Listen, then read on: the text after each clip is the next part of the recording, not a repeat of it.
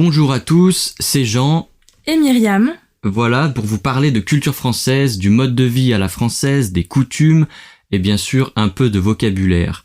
Aujourd'hui, on va vous parler de films, d'acteurs français, de films français, du cinéma en général. Bonjour Myriam. Bonjour. Alors, qu'est-ce que ça t'évoque toi, le cinéma français ? Pour commencer, je pense que le cinéma est très important en France de par sa conception, puisque les frères Lumière ont eu une part importante à la création donc du premier appareil pour filmer et pour projeter, le cinématographe, et qui a servi ensuite à justement développer et à commercialiser leur invention. On connaît aussi très bien le Festival de Cannes qui récompense les films, qui est connu à l'international et qui est bien français, qui se situe sur la Croisette dans le sud de la France. Ok, donc oui, les frères Lumière, c'est des personnalités importantes à Lyon. D'ailleurs, il me semble, donc il y a un musée des frères Lumière, il y a une avenue des frères Lumière. Et donc ça, les frères Lumière, ils sont originaires de Lyon, je pense. Oui, hein, exactement. D'accord. Et est-ce que c'est eux qui ont fait le premier film dans le sud, là ? C'est quoi, c'est arrivé en gare oui, le film muet, c'est effectivement uniquement des images animées, il n'y avait pas encore de son à l'époque. Ouais, c'est ça, ok. Donc moi, c'est ceux que je connais. Donc les frères Lumière, ouais, il y a un très beau musée à Lyon avec plein d'archives très intéressantes pour les passionnés de cinéma. Et puis il y a même un festival Lumière chaque année, je crois, à Lyon. Donc chaque fois, il y a une célébrité, un acteur, un réalisateur qui est mis à l'honneur. Et du coup, voilà, c'est une bonne occasion de voir des films dans une ambiance assez sympa. Il y a un parc dans cet institut du cinéma. Voilà. Bah moi, sur le cinéma, moi j'aime beaucoup les anciens films des acteurs entre les années 60 et les années 90. C'est une période que j'aime beaucoup dans le cinéma français. J'aime beaucoup l'acteur Jean-Paul Belmondo, par exemple.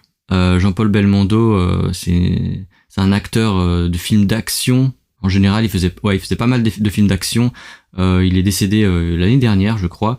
Donc il a fait du théâtre, il a fait du cinéma, beaucoup de cascades dans ses films. Donc c'est des actions un petit peu dangereuses, des sauts, des courses-poursuites.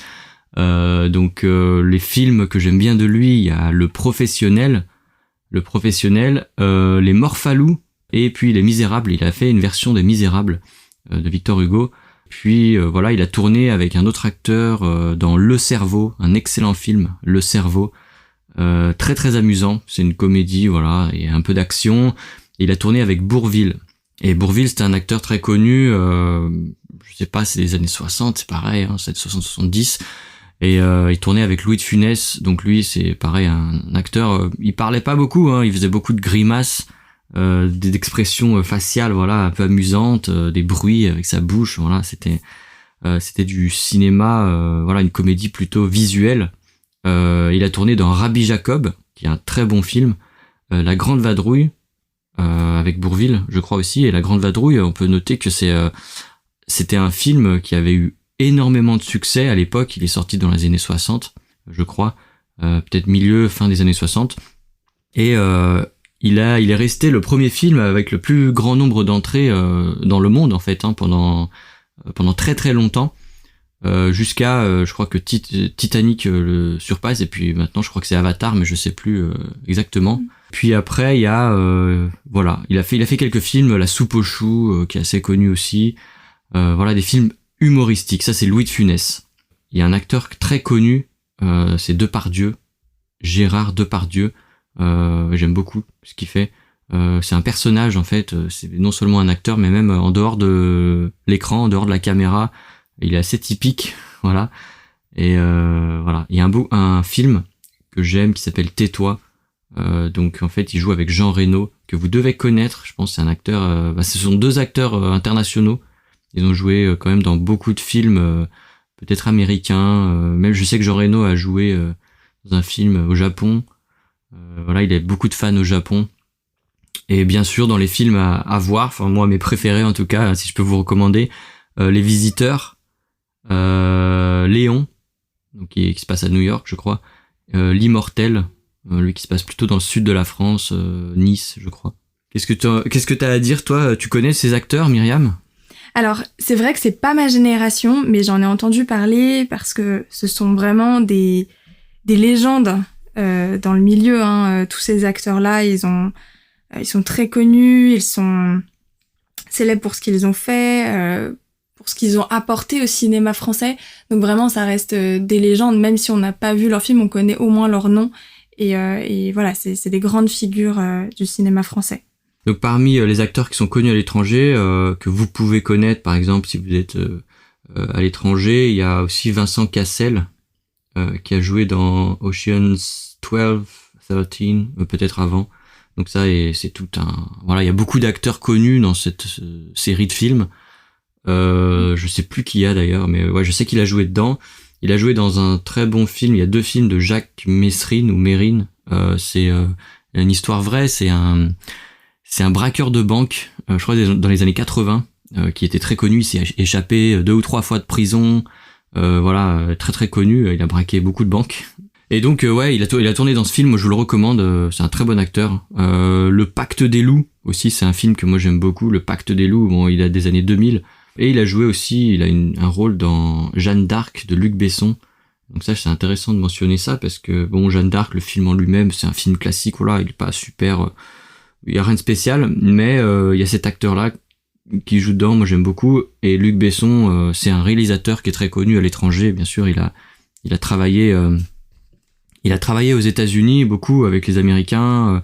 Il a réalisé Le 5e élément, je crois, et puis d'autres films bien connus mondialement, je crois. Il y avait Taxi, la série Taxi qu'il a produite. Voilà. Dans les acteurs connus à l'étranger, bien sûr, il y a Omar Sy, l'acteur de Lupin.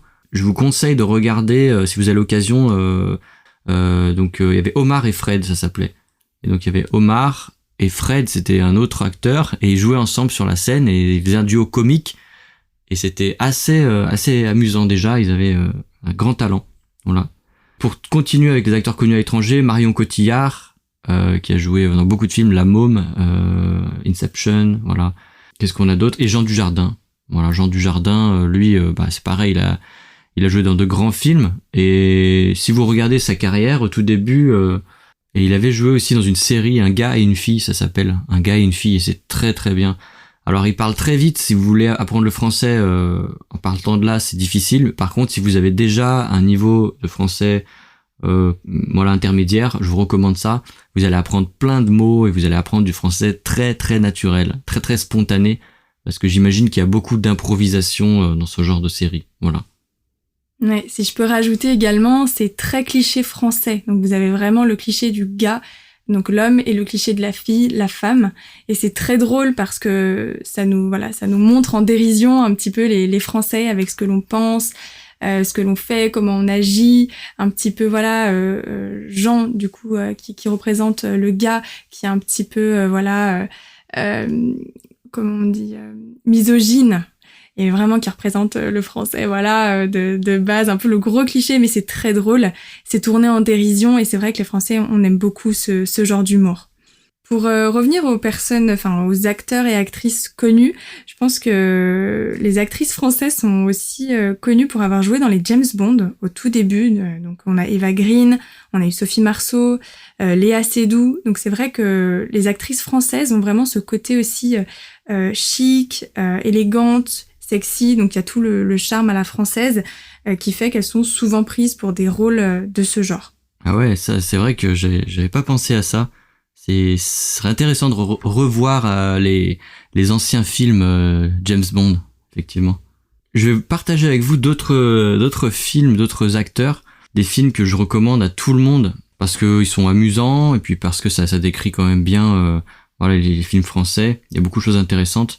Donc il y a un acteur excellent qui a joué dans Le Dîner de cons, qui est aussi une excellente comédie, c'est Jacques Villeray. Et Le Dîner de cons, c'est à la base c'est une pièce de théâtre de Francis Weber. Et Francis Weber, c'est un metteur en scène, je crois. Enfin, il a écrit des pièces de théâtre et il a fait toujours des comédies très très amusantes. Et Le Dîner de cons, ça a eu un énorme succès dans les années 2000, je sais pas, 2005, 2010, je sais plus. Et du coup, je vous recommande vraiment ce film. Il y a eu une adaptation américaine, ça s'appelle Dinner for Schmucks avec Steve Carell. Et je l'ai pas encore vu. Mais voilà, c'est le même concept. Ils invitent des cons, donc des personnes qu'ils estiment stupides, à un dîner. Ils les font parler entre elles et voilà, ça les amuse. Et donc toujours en comédie, bienvenue chez les ch'tis. Je pense que vous en avez entendu parler. Voilà, y a pas de problème. C'est une comédie très très connue. Et une petite partie en fait de la scène cinéma belge que moi j'aime beaucoup. Je connais pas plus que ça, mais en fait il y a 2 acteurs qui sont très connus en France et qui sont d'origine belge. C'est François Damiens. François Damiens, il a fait des caméras cachées au début de sa carrière, je crois, que vous pouvez retrouver sur YouTube sous le nom de François Lambrouille. Donc le François qui cherche un petit peu les noises, qui cherche l'embrouille, c'est-à-dire il cherche les problèmes, voilà. Et donc il y a des très très bonnes caméras cachées, il piège les gens, ça c'est assez amusant, et vous verrez qu'il a un accent belge dans ses caméras cachées déjà.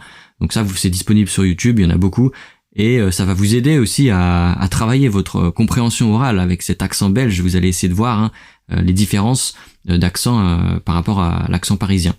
Et le deuxième acteur que j'aime beaucoup, c'est Benoît Poelvoorde. Alors Poelvoorde, je sais pas si on prononce exactement comme ça.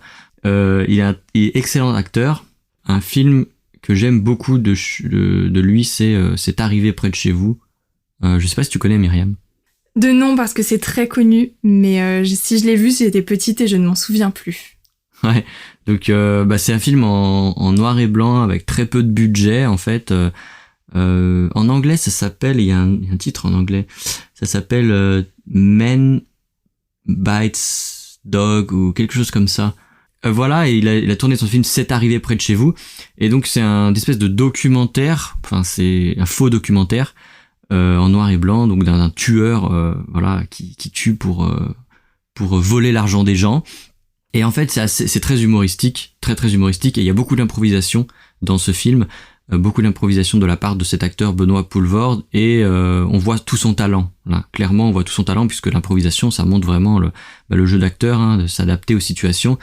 Il me semble que ce film, c'est un film de fin d'études d'un étudiant en cinéma. C'était pas complètement prévu, voilà. C'est le script était assez basique et il y a eu beaucoup d'improvisation, et donc ça donne encore plus d'aura, je pense, à ce film qui était très spontané et qui a eu énormément de succès.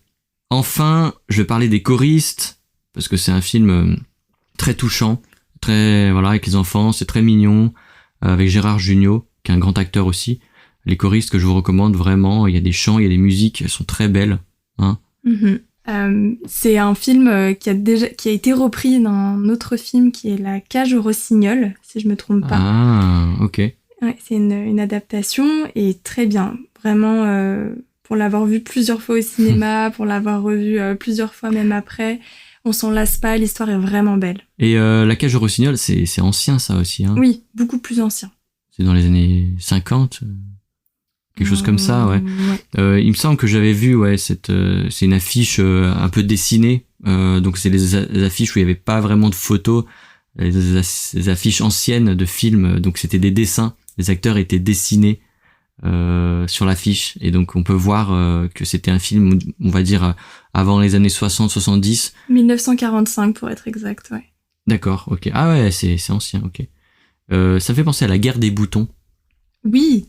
La Guerre des boutons.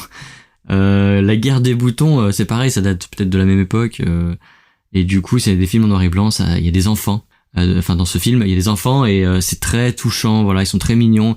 Et il y a le fameux si j'aurais su, je serais pas venu.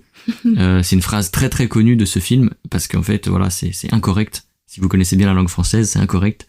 Normalement il faut dire si j'avais su, je serais pas venu. Et donc c'est très intéressant pour vous, vous qui apprenez le français. Voilà. Est-ce que tu as des recommandations sur les films actuels ou des films que tu as vus récemment, que tu souhaites partager ? Non, comme tu l'as dit, je pense que tous les films de Luc Besson sont des classiques et sont à voir. Intouchable également, mais ça je pense que c'est connu à l'international. Ah oui. C'est vrai que ça a été le film français. Il y a eu une adaptation, je crois aussi, tout à fait. aux États-Unis. Ouais, ok. Moi, je vais vous recommander 3 films. Le premier, c'est Père et Fils. Donc c'est avec Philippe Noiret.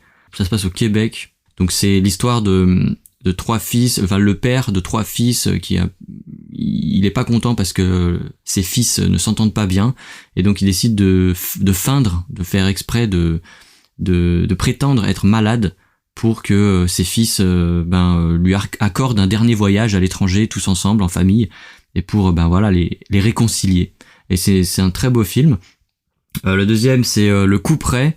Donc Le Coup Près, c'est avec José Garcia, c'est un film qui date de 2005, et en fait c'est un homme qui trouve pas de travail, il a beaucoup de problèmes, il a du mal à trouver du travail, il est dans la cinquantaine, peut-être 40-50 ans, et il a trouvé un poste, enfin il a un entretien avec une entreprise, et il décide de voir qui sont les autres candidats, et il décide de les éliminer. Voilà, de les tuer pour être le seul candidat et enfin avoir du travail. Voilà, donc c'est assez extrême, mais je trouve c'est intéressant. Et le dernier, c'est j'ai vu ça il y a peut-être un mois sur Netflix. C'est La vie très privée de Monsieur Sim avec Jean-Pierre Bacri, et c'est un film. Jean-Pierre Bacri est excellent. Je crois qu'il est décédé il y a pas longtemps. Et donc c'est une personne qui a du mal à s'adapter à la vie en société. Il n'arrive pas à trouver sa voie. Et il fait beaucoup d'aventures, pour essayer de se trouver, pour voir. Et à la fin, bien sûr, il arrive à se trouver. Et c'est très touchant. Voilà, je vous recommande vraiment. Surtout que c'est sur Netflix. Alors peut-être qu'il y a des sous-titres, je sais pas. Je sais que les films plus récents, il y a toujours des sous-titres anglais, même chinois. Enfin voilà. Mais sur les anciens films, peut-être un peu moins. Voilà, c'est ma recommandation. Est-ce que t'as d'autres choses à ajouter ? Non, je pense qu'effectivement, ce qu'on peut retenir, c'est que le Français aime beaucoup l'humour. Il aime aussi beaucoup les films avec les sentiments, qui nous fait vivre souvent des émotions de tristesse ou d'amour. Et je pense que ça représente bien la France. Ouais, c'est vrai. Moi, j'ai parlé beaucoup de comédie là. Donc, je sais pas si c'est un choix perso, mais effectivement, il y a beaucoup de comédies en France. Il y a un humour un peu particulier. On pourra parler plus en détail de comédie peut-être une prochaine fois, voilà. Mais déjà c'était sympa d'avoir ce dialogue avec toi, Myriam. Écoutez, on va vous laisser tout ça peut-être en description, ou peut-être dans la transcription, toutes ces références, et puis vous nous direz ce que vous en pensez. Voilà. À la prochaine fois. À la prochaine.